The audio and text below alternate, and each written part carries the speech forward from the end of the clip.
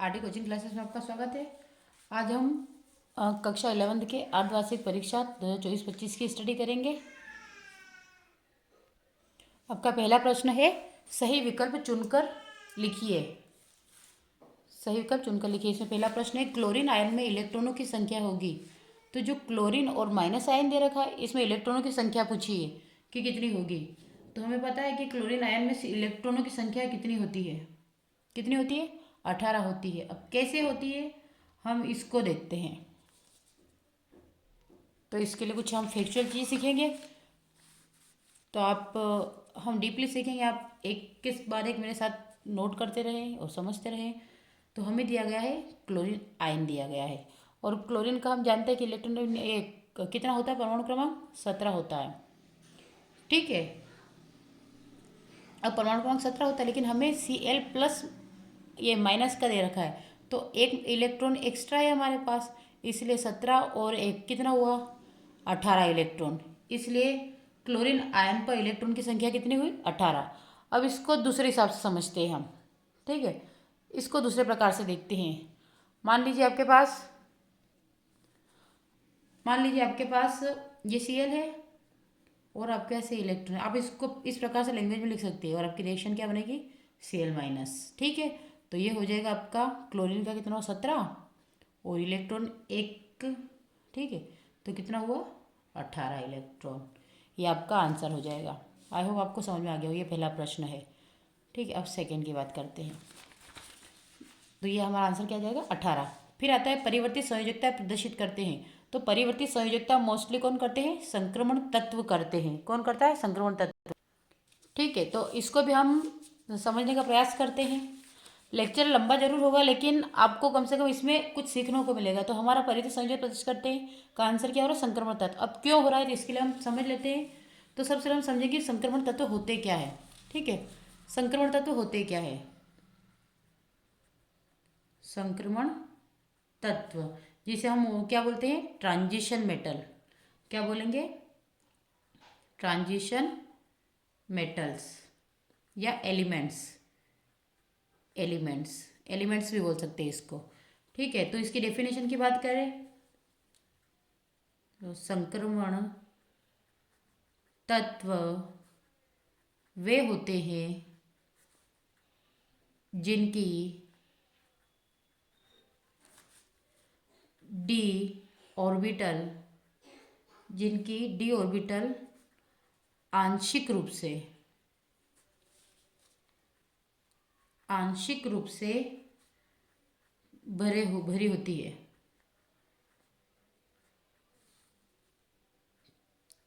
चाहे वह परमाणु अवस्था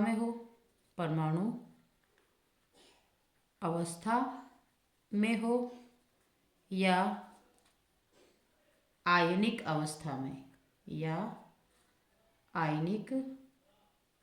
अवस्था में हो।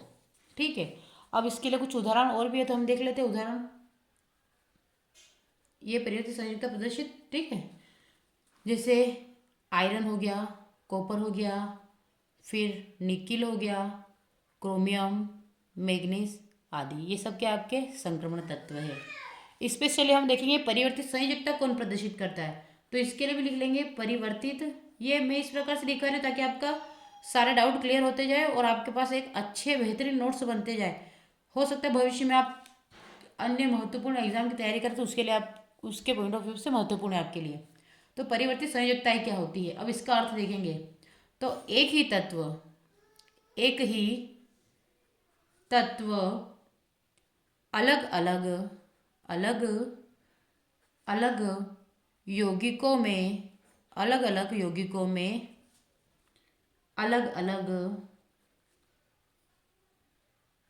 अलग संयोजकता दिखाता है। संयोजकता मतलब कि ऑक्सीडेशन नंबर दिखाता है ना, ऑक्सीडेशन स्टेट दिखाता है। उदाहरण के लिए मान लीजिए आपके पास आयरन है। आपके पास क्या है, आयरन है। तो आयरन जो होता है वो +2 भी देता है और +3 भी देता है। अगर कॉपर की बात करें तो कॉपर +1 भी देता है और आपका +2 भी देता है। फिर नेक्स्ट आता है आपका मैग्नीज। जो मैग्नीज होता है ये +2, +4, +7 ऑक्सीडेशन नंबर देता है। ठीक है, तो इस प्रकार से हम बोल सकते हैं कि अगर आयरन की बात करते हैं +2 +3, यानी कि इसकी 2 भी हो सकती है, 3 भी हो सकती है, इसलिए परिवर्तित संयोजकता प्रदर्शित कर रहा है। कॉपर की +1 भी हो सकती है, +2 भी हो सकती है, इसलिए ये भी परिवर्तित संयोजकता प्रदर्शित करेगा। और Mn की +2, +4, +7 भी हो सकती है, इसलिए ये भी परिवर्तित संयोजकता प्रदर्शित करेगा। अब इसका कारण देखते हैं कि ये ऐसा क्यों होता है। ठीक है, तो हम कारण की व्याख्या करते हैं। तो आप क्या लिखेंगे? कारण। ठीक है, क्योंकि संक्रमण तत्व क्यों होता है, परिवर्तित संयोजकता क्यों दिखाते हैं, तो इसका कारण पीछे जो आप डी और एस ब्लॉक जो होता है आपका, क्योंकि संक्रमण आप इसमें 3s, 3d और 4s दो श्रेणियों का की स्टडी करते हैं आपका संक्रमण तत्वों में। तो यहाँ पे जो डी होता है, डी और एस कक्षा में, डी और एस कक्षा में, ठीक है, डी और एस जो कक्षा होती है ना, कक्षा में ऊर्जा समान होती है, यानी कि दोनों की जो ऊर्जा होती है वह समान होती है, लगभग हम समान ही मान के चलते हैं। इसलिए हम इसे क्या लिखते हैं? n और n-1। ठीक है, तो इससे अगर देखें तो इसके अनुसार इन दोनों की ऊर्जा में थोड़ा बहुत अंतर होता है, यानी कि इसका ये दोनों आवरण है, तो इसे क्या बोलेंगे कि यहाँ पे लिखेंगे कि इसके इसके बाहरी आवरण में ऊर्जा में अंतर होता है, इसके बाहरी आवरण की ऊर्जा में अंतर होता है। अब अंतर क्यों होता है तो वो भी देख लेते हैं हम।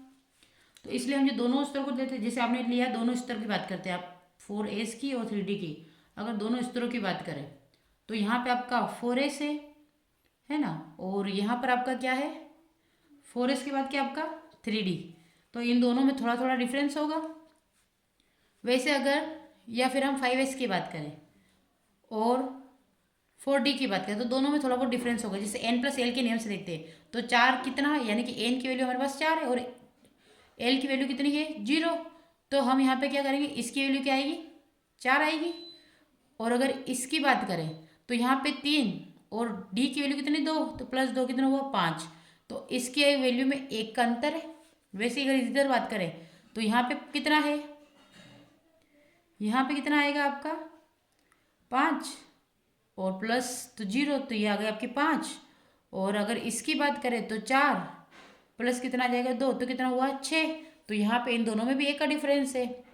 आज समझ में, तो इस प्रकार से इन दोनों के बीच में डिफरेंस होता जाएगा। तो अगर हम आयरन की बात करें, क्योंकि आयरन 2 प्रकार की संयोजकता प्रदर्शित क्यों करता है, जैसे हमने देखा है कि आयरन क्या होता है, +2 भी देता है और +3 भी देता है।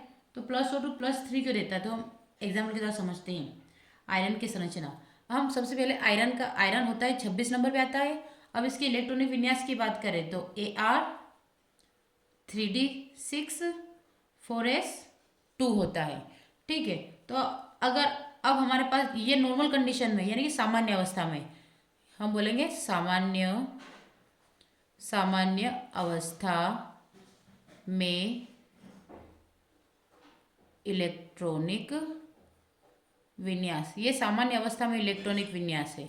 अब अन्य अवस्था में देखते हैं, अगर आयन की अवस्था में देखें 2+ की, तो इसका हो जाएगा शॉर्ट में Ar, इसके बाद आ जाएगा आपका 3d6। अब यहाँ पे 2 क्या है आपके पास, 4s है। ठीक है, अब क्या 2 4s इलेक्ट्रॉन यहाँ से गए, मतलब निकल गए। ठीक है, यानी कि हम ये इसमें ऐसे भी बोल सकते हैं हम कि 2 इलेक्ट्रॉन निकल गए, कहाँ से, 4s से, है ना, 2 इलेक्ट्रॉन यहाँ से 4s से निकल गए आपके। और इसमें बात करते हैं तो ये Fe3+ है, यहाँ पे भी Ar 3d6 है ना, 3d आपका क्या आएगा, ये ना, यहाँ से क्या 5 आएगा, 5। अब यहाँ से कितने इलेक्ट्रॉन निकले आपके, 3 इलेक्ट्रॉन निकले। कितने निकले, तो आप क्या बोलेंगे कि यहाँ पे 4s से 2 इलेक्ट्रॉन गए आपके, है ना, 4s से गए, और यहाँ पे 3 इलेक्ट्रॉन गए, कहाँ से गए, तो 2 इलेक्ट्रॉन तो गए आपके, 2 इलेक्ट्रॉन 4s से गए, है ना, 2 इलेक्ट्रॉन आपके 4s से गए, और +1 इलेक्ट्रॉन कहाँ से गया, 3d से गया। तो इस प्रकार से आपके 2 इलेक्ट्रॉन यहाँ से गए, यहाँ से गए, तो इस प्रकार से आपका क्या बनेगा, तो न्यू स्टेट में आपका, हम अगर इसका लिखते हैं जैसे, तो हमारे यहाँ पे क्या था, तो +2 वाले स्टेट में यहाँ से 2 इलेक्ट्रॉन चले गए थे, इसलिए +2 है। अब और ये पूरा का पूरा था। और वैसे ही +3 अवस्था में यहाँ का ये 2 इलेक्ट्रॉन और प्लस यहाँ का भी 1 इलेक्ट्रॉन, तो 3 इलेक्ट्रॉन निकल गए। तो 3d6 की जगह क्या आ जाएगा, 3d5 आ जाएगा। इसलिए अगर हम इसके भरने की बात करें, क्योंकि इसका अगर क्रम भरेंगे तो ये क्या हो जाएगा, ठीक है। तो इसके हिसाब से हम बोलेंगे कि ये परिवर्तित संयोजकता प्रदर्शित करता है। लेकिन अगर हम स्ट्रक्चर बनाएंगे तो इसमें इसका पूरा बनेगा, जैसे 1 2 3 4 5, तो इसके पास कितने इलेक्ट्रॉन हो गए, 5 इलेक्ट्रॉन हो गए। इसलिए अगर इसकी बात करेंगे तो ये स्थिर रहेगा, क्योंकि इलेक्ट्रॉनों का 2 क्रम होता है, या तो अगर वो d5 हुआ यानी कि अर्धपूरित, क्या बोलेंगे इसको, अर्धपूरित, d5 हुआ अर्धपूरित, या फिर d10 हुआ पूर्णपूरित, पूर्णपूरित। तो ये दोनों जो होते हैं ये क्या होते हैं, स्थायी होते हैं। क्या होगा, स्थायी कक्षक कहलाएंगे, है ना। ये दोनों क्या कहलाएंगे, स्थायी कक्षक कहलाएंगे। और इनकी अगर बात करें एस व डी इलेक्ट्रॉन हटाने में ऊर्जा का अंतर जो होता है, तो ज़्यादा अंतर नहीं होता है। क्या लिखेंगे कि ज़्यादा अंतर नहीं होता है। आई होप आपको अब इस प्रकार से पूरा क्लियर हो गया होगा, ठीक है। अब हम नेक्स्ट क्वेश्चन देखते हैं। नेक्स्ट क्वेश्चन क्या है आपका, इसीलिए आप समझ में आ गया ना कि संक्रमण तत्व परिवर्तित संयुक्ता क्यों प्रदर्शित करते हैं। अब आते हैं C2H2 में प्रत्येक कार्बन में संकरण पाया जाता है। तो C2H2 में प्रत्येक कार्बन में संकरण, कौन सा संकरण पाया जाता है, अब इसकी स्टडी करते हैं। तो हम पहले इसका स्ट्रक्चर बनाएंगे सबसे पहले। तो हम अगर इसकी बात करें तो इसमें आंसर क्या आएगा, sp संकरण। अब sp संकरण क्यों पाया जाता है, इसके बारे में हम स्टडी करते हैं। पहले आपसे क्वेश्चन है कि C2H2 में प्रत्येक कार्बन में संकरण पाया जाता है, तो कौन सा संकरण पाया जाता है, sp संकरण पाया जाता है। अब क्यों पाया जाता है इसके बारे में पूरी स्टडी करेंगे हम, ठीक। अगर लेक्चर अच्छा लगता है तो मेरे चैनल को लाइक करें, शेयर करें, सब्सक्राइब करें। ये हम देखते हैं कि हमारा जो C2H2 है, हमें क्या दिया था, C2H2, इसका नाम लिखेंगे सबसे पहले। इसको क्या बोलेंगे, इथाइन। इसका नाम क्या होगा, इथाइन, या फिर क्या होगा, एसिटिलीन। एसिटिलीन, इसको इथाइन भी बोल सकते हैं और एसिटिलीन भी बोल सकते हैं। मैं संकरण की बात करते हैं ना, इथाइल और एसिटिलीन मिले संकरण की बात करें तो सबसे पहले इसका स्ट्रक्चर समझेंगे, यानी कि इसकी संरचना की बात करते हैं कि इसकी संरचना किस प्रकार की बनेगी। तो इसकी जो संरचना होती है वो इस प्रकार से बनती है, हाइड्रोजन कार्बन और दोनों के बीच में फिर ट्रिपल बॉन्ड और फिर कार्बन हाइड्रोजन। अब अगर यहाँ की बात करते हैं, यहाँ पे कितने बॉन्ड है, तो देखिए यहाँ पे कितने सिग्मा दिख रहे हैं आपको, ठीक है, सिग्मा। और इसके हिसाब से देखेंगे अब,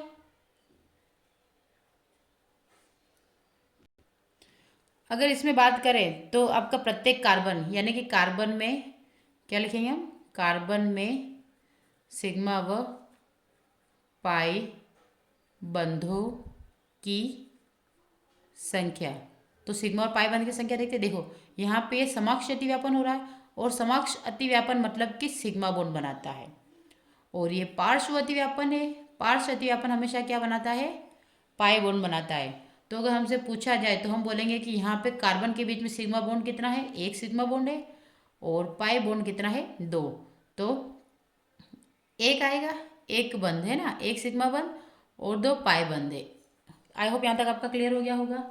अब हम देखते हैं इसकी स्थिति संकरण के हिसाब से, ठीक है। अब हमने अभी कार्बन कार्बन के बीच में बात की थी कि कार्बन कार्बन के बीच में कितने सिग्मा और कितने पाई थे, ठीक है। अब हम बात करते हैं हाइड्रोजन और कार्बन, क्योंकि यहाँ पे भी बॉन्ड है, यहाँ पे भी बॉन्ड है, ठीक है। तो यहाँ पे एक बॉन्ड हमारा सिग्मा बॉन्ड यहाँ पे दिखा, तो ये एक सिग्मा। और इधर हाइड्रोजन की बात करें, कार्बन हाइड्रोजन के बीच में, तो अगर आपसे पूछे कार्बन हाइड्रोजन के बीच में कितने सिग्मा, तो आपके पास 2 सिग्मा।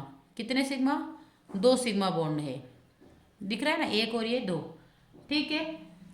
तो 2 इधर आ गए, इधर आ गए। आई होप आपको समझ में आ गया होगा। अब हम संकरण की बात करते हैं, तो यहाँ पे देखो, यहाँ पे एक सिंगल बॉन्ड, यहाँ पे ट्रिपल बॉन्ड, फिर सिंगल बॉन्ड। और जब सिंगल ट्रिपल सिंगल होता है तो इसे हम बोलते हैं sp संकरण। तो ये वाला कार्बन भी sp संकरण प्रदर्शित करेगा, ये कार्बन भी आपका sp संकरण प्रदर्शित करेगा। तो इसमें अगर आपसे पूछा जाए तो आप एक लाइन ऐड कर सकते हैं कि प्रत्येक कार्बन में sp संकरण होता है, प्रत्येक कार्बन में sp संकरण होता है। ये आपका नोट करके लिख सकते हैं। और एक और इसमें बताए दोनों कार्बन, तो हम क्या लिखेंगे कि दो, क्योंकि दो sp है, क्योंकि दो sp क्या बनेगा, दो sp संकरित ऑर्बिटल बनते हैं, दो sp संकरित ऑर्बिटल बनते हैं, दो sp संकरित ऑर्बिटल बनते हैं। तो इसमें से अगर बात करें तो एक तो हाइड्रोजन के साथ में, एक तो आपका हाइड्रोजन के साथ में सिग्मा बॉन्ड बनाएगा, और दूसरा आपका कार्बन के साथ में सिग्मा बॉन्ड बनाएगा। तो इस प्रकार से, ठीक है। तो अब इसकी अगर थोड़ा सा और हम इसके बारे में डीपली स्टडी कर ही लेते हैं, थोड़ा सा और देख लेते हैं। तो जो आपका ये अणु जो होता है, यानी कि कौन सा अणु, C2H2, अगर इसमें संकरण पूछा जाए तो इसका संकरण क्या होगा आपका, sp संकरण। अगर इसका बंध कोण पूछा जाए, मोस्टली आता है, अगर बंध कोण की बात करें तो इसका बंध कोण होता है 180 डिग्री का। अगर इसकी संरचना की बात करें, इसके संरचना की बात करें तो इसकी संरचना होती है रेखिक, ठीक है। कैसी होगी इसकी संरचना, लीनियर, रेखिक। तो इसलिए हमारा आंसर क्या आ गया कि प्रत्येक कार्बन पर sp संकरण होता है, ठीक है। आई होप आपको अच्छे से समझ में आ गया होगा। तो ये आपका आंसर क्या है, C2H2 में प्रत्येक कार्बन में संकरण पाया जाता है, कौन सा, sp संकरण पाया जाता है।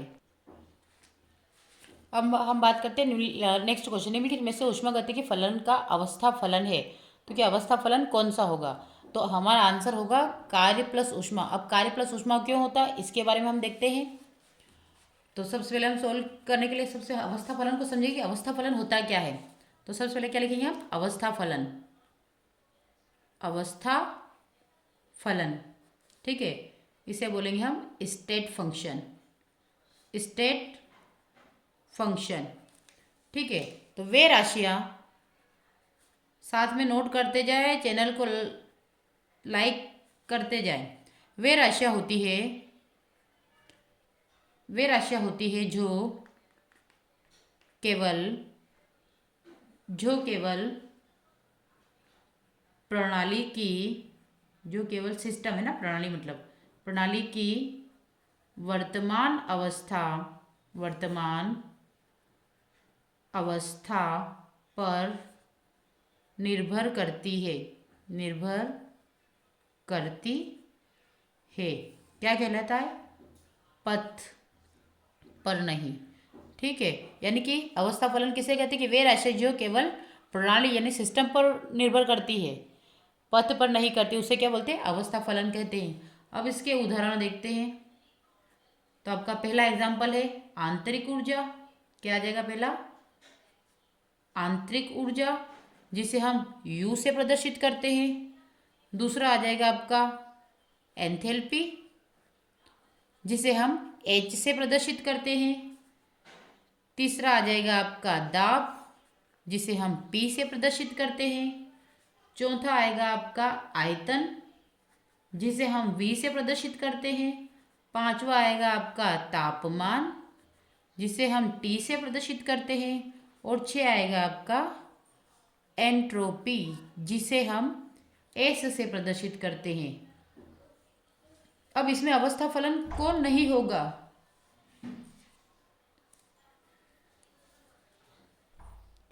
अब हमने क्वेश्चन में क्या बताया कि कार्य और ऊर्जा दोनों अवस्था फलन है ना, ये बोला निम्नलिखित ऊष्मागतिकी के फलन का अवस्था फलन है। तो कार्य और ऊष्मा है, तो हम बात करते हैं, हमने अभी देखा कि वे राशियां होती है जो केवल प्रणाली की वर्तमान अवस्था पर निर्भर करती है, पथ पर नहीं। और जो आपकी जो ऊष्मा होती है, यानी कि हम बात करें तो ऊष्मा यानी कि Q, और कार्य यानी कि W, ये दोनों, ये जो होते हैं ये इस पे निर्भर करते हैं, और ये दोनों पथ पर निर्भर नहीं करते हैं ना। तो ये दोनों पथ पर निर्भर होते हैं। तो ये दोनों पथ पर निर्भर होते हैं, और पथ पर निर्भर कौन नहीं होता, तो आंतरिक ऊर्जा नहीं होती है, एंथैल्पी नहीं होती है, दाब नहीं होता है, आयतन नहीं होता है, तापमान नहीं होता है, एंट्रोपी नहीं होता है। और निर्भर ऊष्मा और कार्य दोनों पथ पर निर्भर होती है। ठीक है, अगर इसको और समझे तो हम इसको समझेंगे गतिकी ऊष्मा गतिकी का पहला नियम। ऊष्मा गतिकी का पहला नियम क्या कहता है? ऊष्मा गतिकी का पहला नियम del U is equal to Q plus W. अब अगर विकल्पों की बात करें, है ना, ये हमारे पास क्या क्या विकल्प दे रखे हैं? हमारे पास कार्य प्लस ऊष्मा, ऊष्मा और बल। तो हम इन चारों को लेके देखते हैं। तो सबसे पहले हमें क्या दे रखा है? कार्य दे रखा है पहले ऑप्शन में। तो कार्य क्यों नहीं होता है तो ये देख लेते हैं हम। ठीक है, अब हम ऑप्शन की बात करते हैं। तो आपका ऑप्शन क्या क्या थे? तो ऑप्शन के हिसाब से देखते हैं हम। तो आपको क्या था? सबसे पहले कार्य था। तो कार्य जो होता है वो अवस्था फलन है या नहीं है? तो कार्य क्या होता है? अवस्था फलन नहीं है। और कारण तो पथ पर निर्भर होता है। क्या करता है? पथ पर निर्भर है। दूसरा आता है कार्य प्लस ऊष्मा, जो हमारा ऑप्शन था। ठीक है, तो कार्य प्लस ऊष्मा क्या है? तो ये अवस्था फलन पर निर्भर करता है। और ये जो होता है ये अवस्था फलन पर निर्भर नहीं करता है। ठीक है, ये जो आपका होता है, अगर कारण बोले तो यह डेल यू आंतरिक ऊर्जा जो अवस्था फलन है। फिर तीसरा आता है ऊष्मा, ये अवस्था फलन है नहीं है। क्यों नहीं है? तो क्योंकि ये पथ पर निर्भर करता है, इसलिए अवस्था फलन नहीं है। फिर आता है बल, तो बल भी अवस्था फलन नहीं है। क्यों नहीं है? क्योंकि बल अवस्था फलन नहीं है। अगर इसकी बात करें तो बल अवस्था फलन नहीं, बल्कि बाहरी परिस्थितियों पर निर्भर करता है। तो ये आप इस टाइप से आप इसको समझ लीजिएगा। ठीक है, अब नेक्स्ट क्वेश्चन की बात करते हैं। यहाँ पे हमने चारों ऑप्शन को भी ले लिया है ताकि चारों ऑप्शन आपको अच्छे से क्लियर हो जाए। नेक्स्ट क्वेश्चन हमारा CH3CO का आईयूपीएसी नाम क्या है? तो अगर इसके आईयूपीएसी नाम की बात करें तो ये प्रोपेनॉन होगा। क्या होगा? प्रोपेनॉन होगा। क्योंकि अगर इसका रियल नाम के सामान्य नाम की बात करती है एसीटोन है। क्या बोलते हैं इसे? इस तो आप लिख लीजिएगा, इसे सामान्यतः एसीटोन कहा जाता है। इसका आईयूपीएसी नाम है प्रोपेनॉन। क्योंकि देखो 3 कार्बन, 1 2 3, तो 1 2 3 प्रोपेनॉन। ठीक है, 3 के लिए प्रोप यूज़ करते हैं तो प्रोपेनॉन हो जाएगा। फिर नेक्स्ट की बात करते हैं स्वरूपण पाया जाता है। तो स्वरूपण किस में पाया जाता है? अगर इसकी बात करें तो स्वरूपण पाया जाता है। स्वरूपण इसमें बेंजीन में नहीं पाया जाता है। किस में पाया जाता है? एथेन में पाया जाता है। किस में पाया जाता है? एथेन में स्वरूपण पाया जाता है। अब क्यों पाया जाता है तो इसके पीछे का कारण देखते हैं। तो सबसे पहले हम देखेंगे कि एथेन में ही क्यों पाया जाता है। क्योंकि एथेन का फॉर्मूला क्या होता है? C2H6। ये एथेन का सूत्र होता है। ठीक है, ये एथेन का सूत्र है। अब क्या बोला कि यह केवल एकल बंध वाले यौगिकों में पाया जाता है। कहाँ पाया जाता है? तो आप एक लाइन लिख लीजिएगा कि यह केवल एकल बंध वाले यौगिकों में पाया जाता है। यह केवल एकल बंध वाले यौगिकों में पाया जाता है। एकल बंध मतलब कि सिंगल बॉन्ड। ठीक है, एकल बॉन्ड मतलब कि सिंगल बॉन्ड वाले में। अब अगर इसमें ऑप्शन दे रखे बेंजीन, एथेन, एथिलीन, एसिटिलीन, तो देखिएगा अब हम अगर बेंजीन की बात करें तो बेंजीन होता है, बेंजीन में प्रत्येक कार्बन पर डबल बॉन्ड होता है।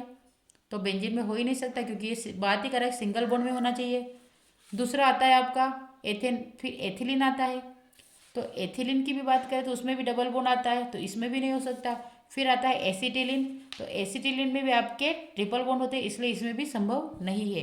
तो आपका बचा क्या? खाली एथेन, जिसमें हमने संरचना बनाई है क्या होगा? Single bond. इसलिए हम बोलेंगे कि सिर्फ एथेन में ही आपका क्या पाया जाता है? स्वरूपण पाया जाता है। अब हम बात करेंगे रिक्त स्थानों की पूर्ति कीजिए, है ना। अब हम बात करते हैं रिक्त स्थानों की पूर्ति कीजिए। सबसे पहले उत्कृष्ट गैसों की इलेक्ट्रॉन बंधुता तो क्या होती है? शून्य होती है। उत्कृष्ट गैसों की इलेक्ट्रॉन बंधुता शून्य होती है। क्यों होती है? क्योंकि इसमें क्या होता है कि जो ये नोबल गैसें होती है, यानी कि उत्कृष्ट गैसें या अक्रिय गैसें होती है, किसी के साथ रिएक्शन में पार्टिसिपेट नहीं करती है और इनको इलेक्ट्रॉनों की आवश्यकता नहीं होती है। तो हम लिख सकते हैं कि इलेक्ट्रॉनों की आवश्यकता की कमी के कारण ये इलेक्ट्रॉन की आवश्यकता इन्हें नहीं होती है और ये स्थिर होते हैं, इसीलिए ये शून्य इलेक्ट्रॉन बंधुता प्रदर्शित करते हैं। दूसरा प्रश्न है एंट्रोपी की इकाई होती है, तो आपकी एंट्रोपी की इकाई क्या होगी? तो एंट्रोपी की इकाई होती है, ये इसने गलत लिखा है, यहाँ पे लिखेंगे आप joule, mole inverse, kilo inverse. ये आपका हो जाएगा एंट्रोपी की इकाई, जे मोल इनवर्स और के इनवर्स। ठीक है, ये एंट्रोपी की इकाई हो जाएगी। ठीक है, इसको और डीपली सीखने के लिए हम क्या करेंगे कि बस इसे यूँ बोल सकते हैं कि जूल प्रति मोल इनवर्स के इनवर्स। ठीक है, नेक्स्ट क्वेश्चन की बात करते हैं। जेडोल्ड विधि का उपयोग तत्व के आकलन में किया जाता है। तो जेडोल्ड विधि जो होती है उसका कौन सा तत्व, तो इसका ये नाइट्रोजन की मात्रा को निकालने के लिए की जाती है। किसको, ठीक है, जेडोल्ड विधि का उपयोग नाइट्रोजन तत्व के आकलन में किया जाता है। तो स्पेशली अगर इसकी बात करें तो आप क्या लिखोगे, एक लाइन लिख लीजिएगा, मैं बता देती हूँ इसकी लाइन क्या लिखेंगे। इसके लिए आप एक लाइन स्पेशली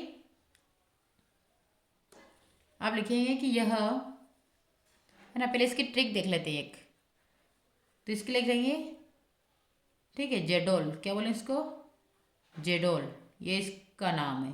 अब इसके आ जाएगा सबसे पहले किचन, किचन, फिर आ जाएगा फूड, फिर आ जाएगा प्रोटीन, क्या आ जाएगा, प्रोटीन, और फिर आ जाएगा आपका नाइट्रोजन, क्या आएगा, नाइट्रोजन। तो सबसे पहले क्या आ जाएगा, जेडोल, किचन से फूड, फूड से प्रोटीन, प्रोटीन से नाइट्रोजन।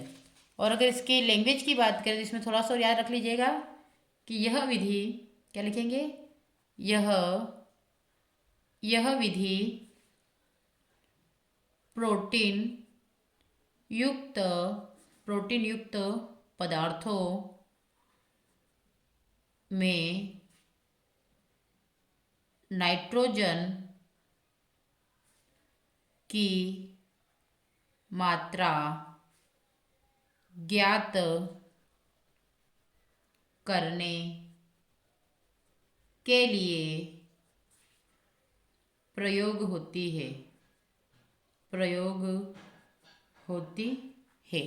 ठीक है, तो आपको समझ में आ गया होगा किसके लिए, कि नाइट्रोजन तत्व की मात्रा के आकलन के लिए इसका उपयोग किया था। फिर आता है बेंजीन का मूलानुपाती सूत्र। तो बेंजीन का मूलानुपाती सूत्र क्या होता है, तो बेंजीन का मूलानुपाती होता है CH, क्या होता है, CH होता है।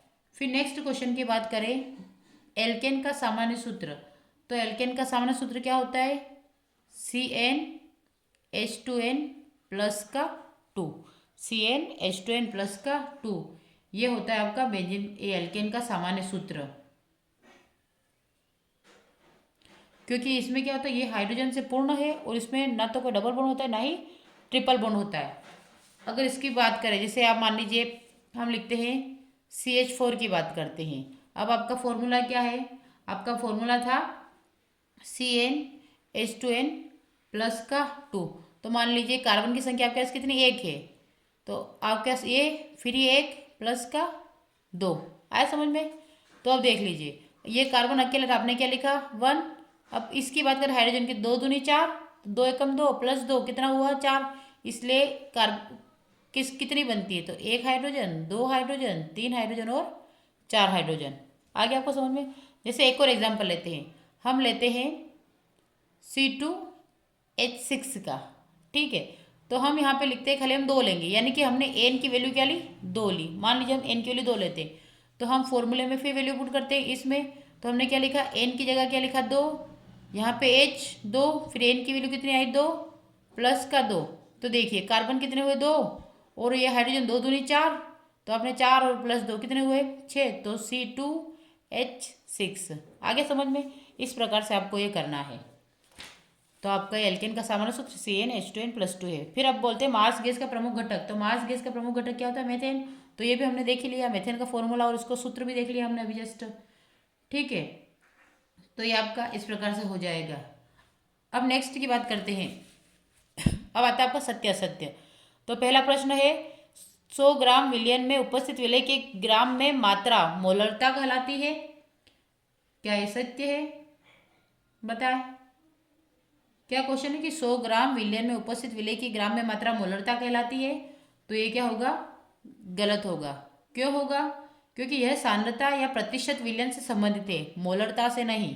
ठीक है, तो मोलरता इसलिए हम क्या बोलेंगे कि ये मूर्धता पर निर्भर नहीं करता है। फिर नेक्स्ट आता है, नाभिक में इलेक्ट्रॉन तथा प्रोटॉन पाए जाते हैं। तो नाभिक में, सिर्फ नाभिक में प्रोटॉन पाए जाते हैं, ना कि इलेक्ट्रॉन, इसलिए ये भी क्या हो जाएगा, गलत हो जाएगा। तो हम क्या लिखेंगे, इसकी इसकी एक लाइन लिख लीजिए आप। तो आपको याद होगा कौन सा क्वेश्चन है, क्वेश्चन नंबर दूसरा, ठीक है, क्वेश्चन नंबर तीसरे का दूसरा, सत्य असत्य में। तो आप क्या लिखेंगे, क्वेश्चन नंबर तीसरे का दूसरा। तो आप इसके लिए एक लाइन लिखिएगा कि नाभिक नाभिक में केवल नाभिक में केवल प्रोटॉन और न्यूट्रॉन होते हैं, है ना। नाभिक में केवल प्रोटॉन और न्यूट्रॉन होते हैं, ठीक है, आगे समझ में। और इलेक्ट्रॉन क्या करते हैं, तो इलेक्ट्रॉन बाह्य परतों में होते हैं, ठीक है। नाभिक में केवल प्रोटॉन और न्यूट्रॉन होते हैं और इलेक्ट्रॉन बाह्य परतों में होते हैं। इस प्रकार से ये आपका प्रोटॉन प्लस न्यूट्रॉन यहीं पे होंगे और बाकी इलेक्ट्रॉन इस जगह पे चक्कर लगाएंगे, आगे समझ में। तो इस प्रकार से फिर नेक्स्ट क्वेश्चन क्या आपका, डी ब्रोगली का गतिकी सिद्धांत गतिशील कण के लिए है, तो सत्य है। डी ब्रोगली का सिद्धांत गतिशील कण के लिए है, तो ये क्या होगा, सत्य होगा। अगर डी ब्रोगली तरंग की बात करें तो क्या होगा, डी ब्रोगली हमने पिछले लेक्चर में देख ही चुके हैं, क्या होता है आपका, डी ब्रोगली तरंग दैर्ध्य क्या होता है, H=mv। और ये किसके लिए सही है, ये नियम किसके लिए मान्य होता है, तो हम लिखेंगे कि गतिशील कणों के लिए मान्य है डी ब्रोगली समीकरण। गतिशील कणों के लिए डी ब्रोगली समीकरण सिर्फ गतिशील कणों के लिए ही मान्य है। फिर नेक्स्ट क्वेश्चन है आपका, NH3 अणु की आकृति पिरामिडी होती है, तो सत्य है। NH3 अणु की आकृति कैसी होती है, पिरामिड होती है। और इसके अगर संकरण की बात करते हैं, इसमें sp3 संकरण होता है, ठीक है। कैसी होती है इसकी आकृति, पिरामिड होती है। फिर नेक्स्ट आता है, किसी गैस में Cp तथा Cv का मान समान होता है, असत्य। Cp और Cv का मान समान नहीं होता है। अगर स्पेशली गैसों की बात करें, ठीक है, अगर आप गैसों के लिए बात करें